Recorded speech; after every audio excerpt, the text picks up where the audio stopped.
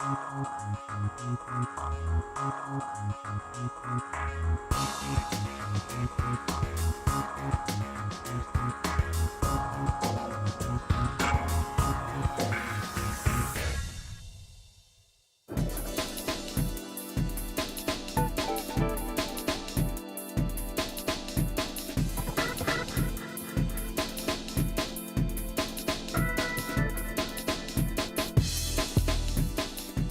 most big cities, it's hard to miss the energy and imagination of musicians, street artists and fashion trendsetters. Collectively, they contribute to a popular art form called street culture. If street culture has a soundtrack, it's got to be hip-hop. It's a hard, predominantly black music style born in the ghettos of the USA over 20 years ago. Hip-hop culture actually starts from like street parties. It starts from the street, from the ghettos, where people would use things to express themselves, such as dance, rap, DJing, sound systems to play music. Street parties were a very important part of hip-hop culture. I mean, people would have their sound systems. They'd go into the parks and they'd set up the big lampposts that they'd have. They'd get a man to climb up there, unscrew the light bulb, and they'd actually plug in the power, plug into the light systems in the parks and just have a jam. Many of the DJs of that era were influenced by Cool DJ Herc. He had a sound system, and on this sound system, he would play old funk records.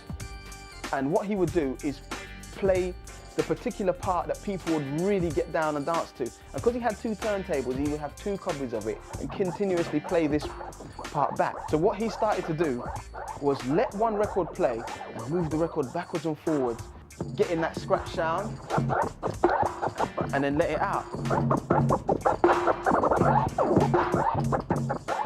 But there's more to this music than just the beat.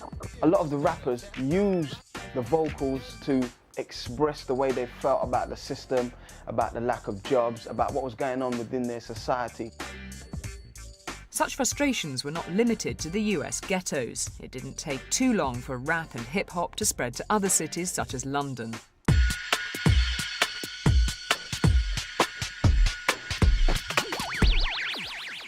It's important to understand that, you know, hip-hop is about communication, sharing experiences. You know, rap artists, you know, talk about their life experience, and I think people over here, you know, especially young people, could relate to that.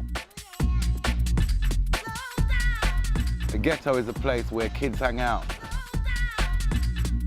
I love it because it's so real. It's authentic.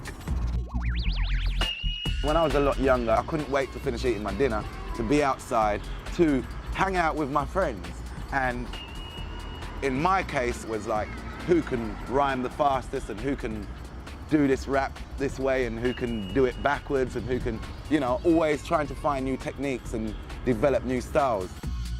I think the youth need the street because it's the first avenue and the only avenue where they can really hook up with other talents and get together and show off their talents in order to go to the next avenue, which would probably be in a record company or on a sound system, basically, where someone can hear them and maybe pick up their talents and, you know, take it to the next stage.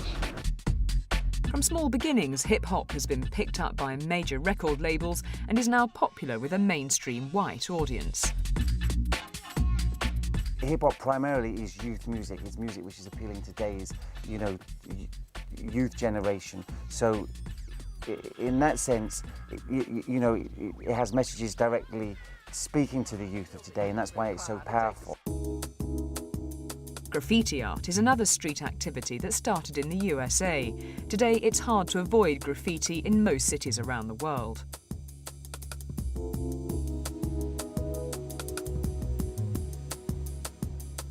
There's a few factors involved with why people write on walls and the street. Some of it is quite a lot to do with the buzz, I think. Getting addicted to a kind of adrenaline buzz when you're young. And then the more you do it, the more you need to do it to sort of keep your name up, basically, so everyone's heard of you. The original point of graffiti was to present sort of style and get up, meaning to get famous. You know, the form of graffiti in some ways is down to where it's going to be used. For instance, most people think of graffiti as being the tag which is just a straight, sort of like a stick letter, just like your handwriting. And the reason they see that mostly is because that's all people have time to do on the streets. Until you get to the point where you can go into a Hall of Fame or something like that, which is like a semi-legal spot, and you can spend 2 days if you wanted to, building up a massive piece and working on your style and colours. If you're doing it in a gallery on canvas, it's not graffiti just because it's got to be in those illegal spots in order for it to be literally graffiti.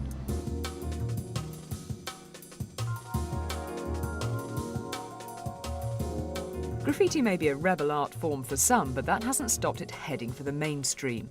Even prestigious establishments such as London's Royal College of Art enrol graffiti artists. I'm the first graffiti artist, I think, to have come to the Royal College to do the MA in painting. For me, it still is so much about creating the visual experience, using areas of colour and line and different rhythms. Like this yellow, it sort of connects through and then it disconnects as well. And that's what a lot of graffiti artists are doing with letters. Graffiti art is definitely a form of release. You can just lose yourself in it if things are going badly or whatever.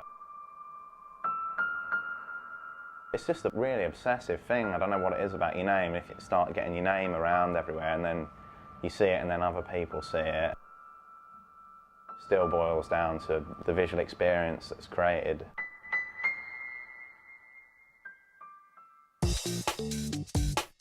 And just as with the music business and art establishment, the fashion industry has always coveted the vigour and originality of the street.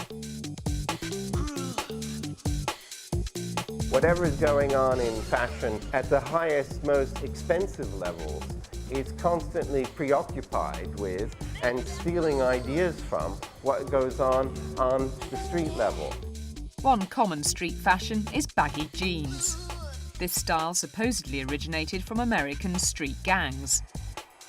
If a gang member was imprisoned, their belts and laces would be confiscated.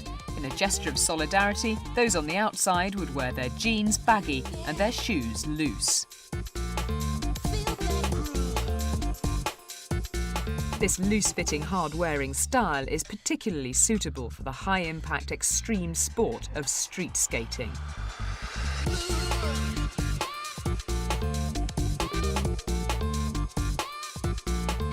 Pedestrians would look at the street and they'd say, oh look, there's a bench and there's a set of stairs, we'll have to walk down them. Whereas a skater would look at that bench and that set of stairs and say, oh cool, I could jump on that bench and spin over them stairs. The way a skater looks at the world compared to a pedestrian are two different things. People like skaters are very creative people anyway. You look at things in the street and you learn how to use things.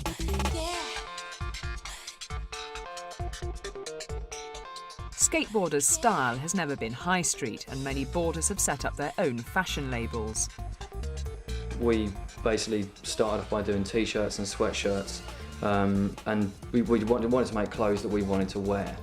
And through the years, we've just stuck with that and just made clothes that we believed was, would work within those sports. One particular garment that we make is the stealth backpack jacket. You go skating, you go down the skate park and you've got your jacket on, you're just warming up, you get hot. Turn the jacket into a backpack, stick it on your back, and you can skate as normal.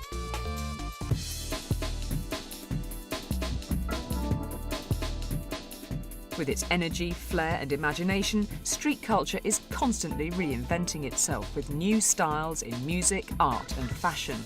Ironically, part of the motivation for this constant change is the appropriation of street styles by the mainstream.